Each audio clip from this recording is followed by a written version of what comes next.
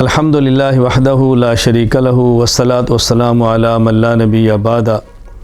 رمضان المبارک کا روزہ بہت بڑی عبادت ہے، اللہ تعالیٰ کے قرب کا ذریعہ ہے۔ اللہ تعالیٰ نے رمضان کے روزے کی بطور خاص خود جزا دینے کا وعدہ فرمایا ہے۔ رمضان کے روزے کو نیک اعمال کے ساتھ مکمل کریں، گناہوں سے بچ بچ کے مکمل کریں۔ ہمارے یہاں بس اوقات رمضان کو روزہ ہم رکھ لیتے ہیں، اس روزے کو مکمل کرنے کے لیے کبھی تاش کھیلا جا رہا ہے، کبھی لوڈو کھیلی جا رہی ہے، کبھی ٹی وی دیکھا جا رہا ہے، کبھی صبح سے لے کر شام تک نمازیں چھوڑ کے سویا جا رہا ہے، یہ روزہ رکھا ہوا ہے۔ اللہ کے لیے اس کا بہت زیادہ خیال فرمائیں کہ رمضان کے روزے کو روزہ سمجھیں اور عبادت سمجھ کر اس کو ادا کریں۔ یہ صرف ٹرخانہ نہیں ہے، اللہ تعالیٰ کا قرب حاصل کرنا ہے۔ اس لیے رمضان کے روزے میں سحری کا اہتمام کریں، افطاری کا اہتمام کریں، فرائض کا اہتمام کریں، تراویح کا اہتمام کریں۔ باقی جو ہمارے یہاں نوافل ہیں، تہجد، اشراق، چاشت، اوابین، یہ تو ہر روز ہیں، باقی ہر روز ہو جائے، ہفتے میں ایک بار ہو جائے، مہینے میں ایک بار ہو جائے۔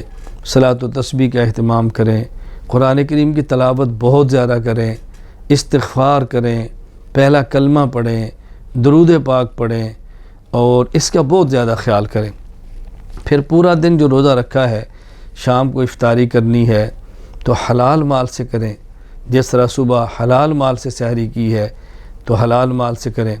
کوشش کریں کہ اپنے رزق سے کریں اور اپنی کمائی سے کریں، اور لوگوں کو اس موقع پر افطاری کی دعوت دیں۔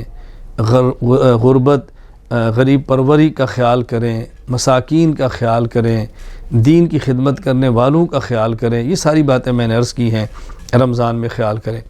اور ایک بات بطور خاص جو میں نے آپ کی خدمت میں پیش کرنی ہے، وہ کچھ تو مرد حضرات کوتاہی کرتے ہیں، کچھ ہماری مائیں بہنیں خواتین کوتاہی کرتے ہیں۔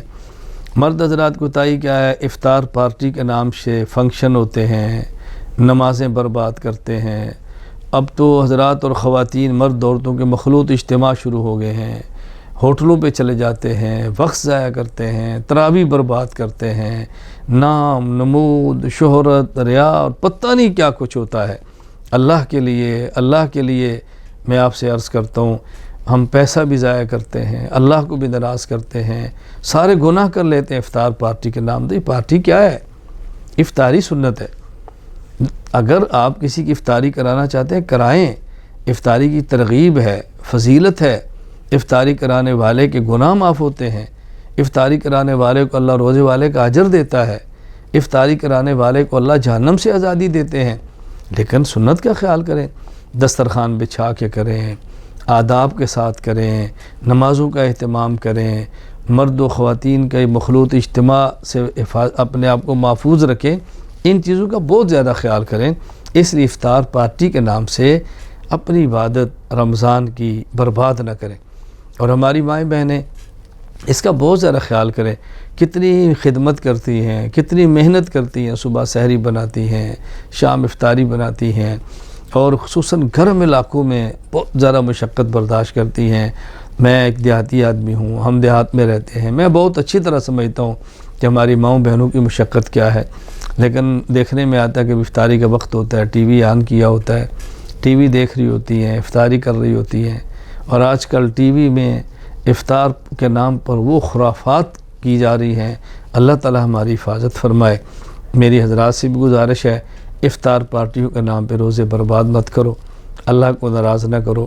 ماؤں بہنوں بیٹیوں سے گزارش ہے کہ افطاری بناؤ، ساتھ ذکر کرو، عبادات کرو، تلاوت کرتی رہو، اور اگر سمجھیں کہ روزہ خود لگا ہوا ہے، اپنے لیے کرنا مشکل ہے، کسی عالم کا بیان لگا لو، اس کو سنتی رہو، قرآن کریم کی تلاوت سنتی رہو، کوئی نیک عمل ساتھ ایسے جاری رکھو۔